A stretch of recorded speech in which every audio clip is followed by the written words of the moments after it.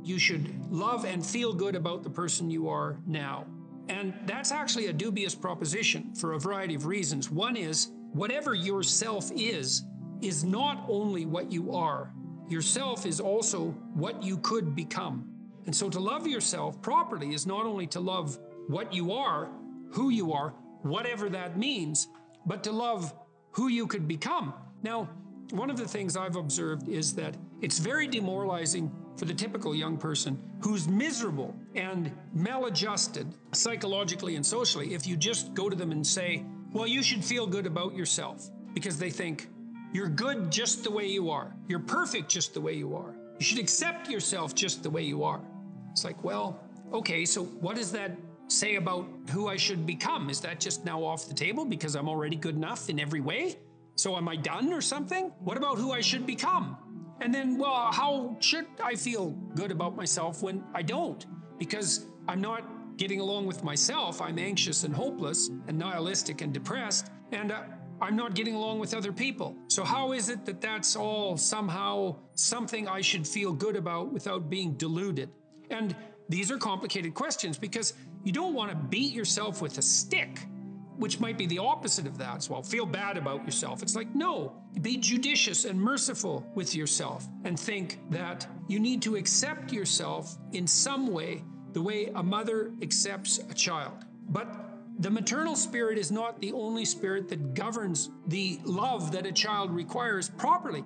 You have the paternal spirit of encouragement as well, which is, well, we need to shelter and protect you and to provide for your security the way you are, but you could be a lot better and should be, and I have faith that you could be, which is the love that I'm delivering to what you're becoming rather than what you are. And so love that you direct towards yourself is partly directed towards that maternal care that's sort of the minimum precondition for basic flourishing, combined with an attitude of encouragement towards the possibilities of your being.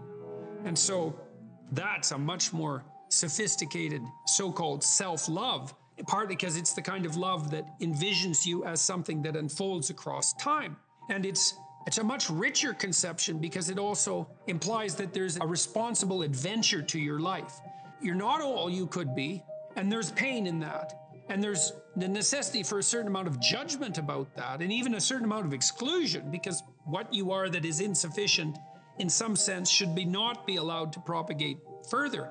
But if it's conjoined with encouragement, it's like, yeah, you're in a rough situation there, kiddo, but here's some things about you that are virtuous and good, and they're pretty powerful actually, and if you just made those more manifest, you could dispense with a lot of this immaturity and misery, and you could expand yourself out into life physically and psychologically, and you could start walking this pathway that makes things better. And the thing is that as soon as you start walking the pathway that makes things better, then things immediately become better because your whole orientation changes. And if you're in a bad place but you're escaping, that's pretty positive, even if it's a bad place. And you might think, well, it's still bad, but it's better. It's like, well, that's a lot better than a bad place that's getting worse. That's for sure, because that's hell. Hell is a bad place that's getting worse. That's for sure. And so if you take the bad place and it's getting better, well, it's already not hell. That's a start.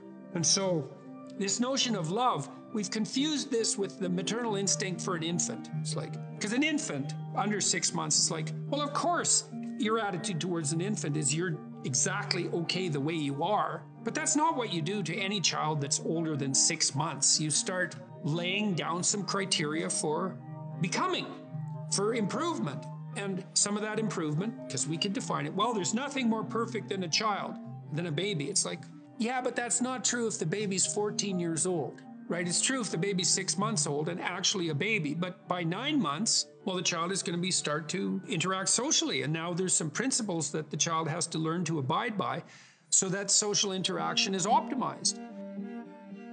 You want to take the infant who's entirely dependent and turn them into something that's autonomous and then socially integrated, and then socially integrated in a manner that's moving them towards individual responsibility. And the love is not only love that's devoted to what they are at any point, which is that encompassing maternal love, say, but the love that says, yeah, kid, we're pretty happy you're around, but the new you is going to even be better. And that's encouragement. And that's part of love. It's half of love, that's for sure.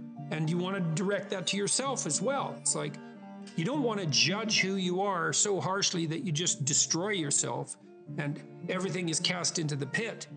You want to take a look at yourself and say, look, you're a person among persons and you have intrinsic worth and you have your flaws, your sins, your domain of ignorance and inadequacy. But that doesn't mean that you're entirely worthless because of that.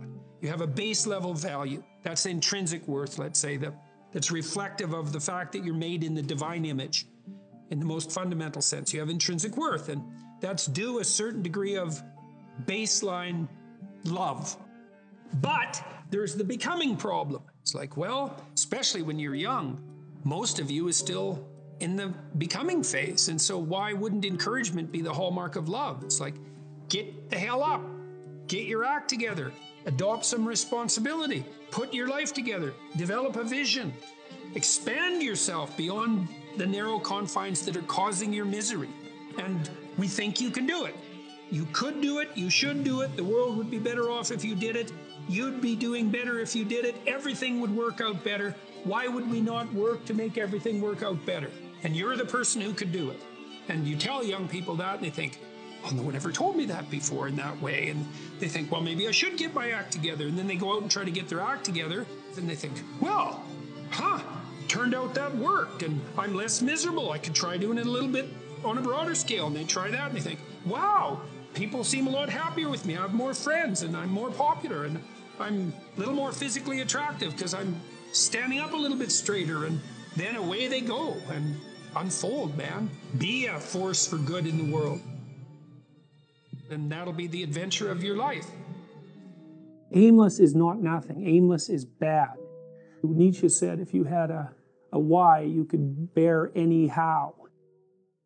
Most people find the meaning in their life through responsibility. I believe the fundamental religious truth of the idea that life is suffering. It's suffering because we're mortal and fragile and because we're also subject to malevolence at our own hands and at the hands of others.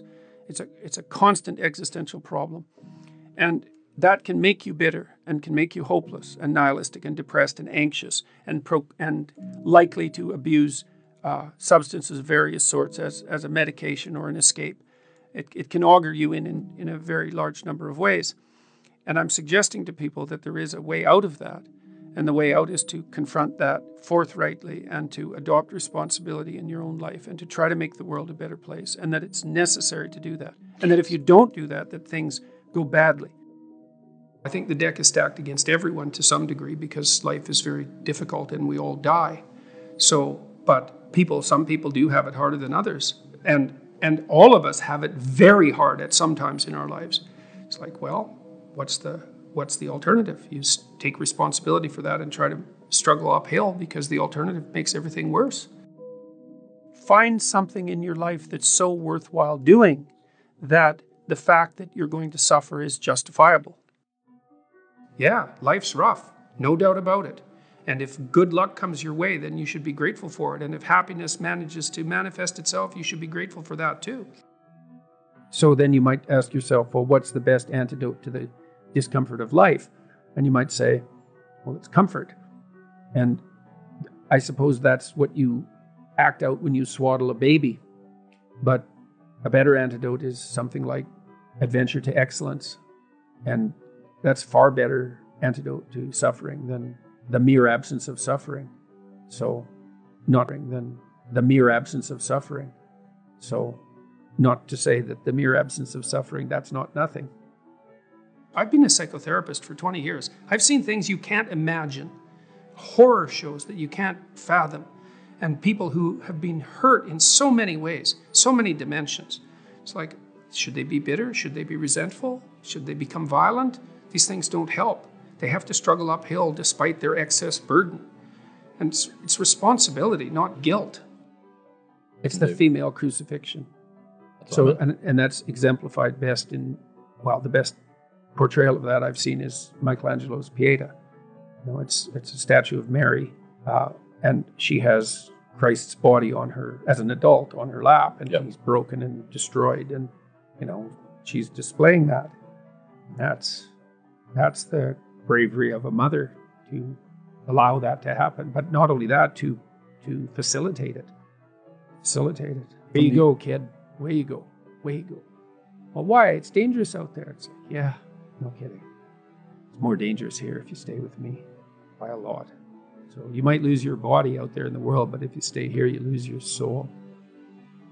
You know, I mean, it's a pretty competitive world. There's lots of competition for young men in particular. There's competition for status and limited resources and for the attention of women. And just because you're nice doesn't necessarily mean that you come out particularly well in those competitions.